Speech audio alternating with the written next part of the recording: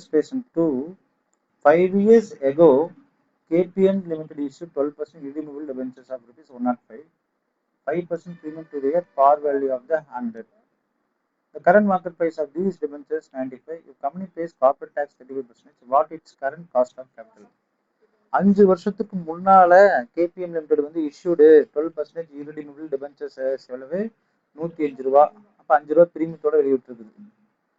அப்ப 5 வருஷத்துக்கு முன்னால என்னங்க, அப்ப இதே ஃபார்முலா தான் I divided by NP cost of டெப்ட் இல்லையா?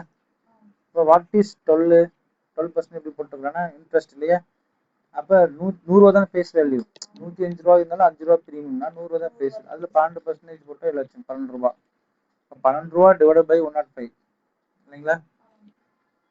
பட் அங்க போட்டுக்காம பாருங்க 5% premium to the par value of the 100. The current market price of these debentures is 95. அப்ப current market price net proceedsல வந்து என்ன செய்யணும்? net proceeds of debentures or current market price எடுத்துக்கணும். face value எடுத்துக்கொள்ள கூடாது. இப்ப face value எடுத்துக்காம என்ன செய்யணும்?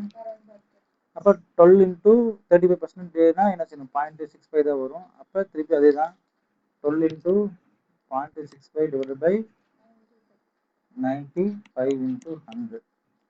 So 8.21 என்பது. Students note பண்ணுங்க, if both net proceeds and market price of the debentures or bond is given, the market price is to be taken for computation of cost of debt. அப்ப நீங்க என்ன செய்ய face value 100 ரூபாய் எடுத்து போட்டுருந்தீங்கன்னா என்ன இது கணக்கு?